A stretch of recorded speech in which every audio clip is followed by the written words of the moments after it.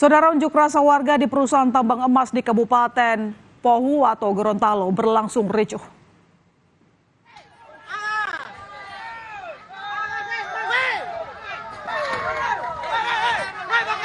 Fasilitas perusahaan dirusak massa, bahkan mobil perusahaan juga terkena dampak aksi unjuk rasa.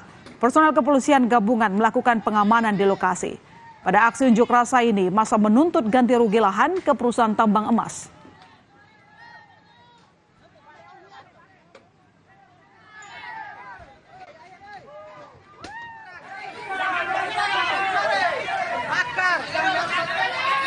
Karena tidak ada satupun perwakilan perusahaan tambang yang bisa ditemui, para demonstran menuju kantor Bupati Pohuwato.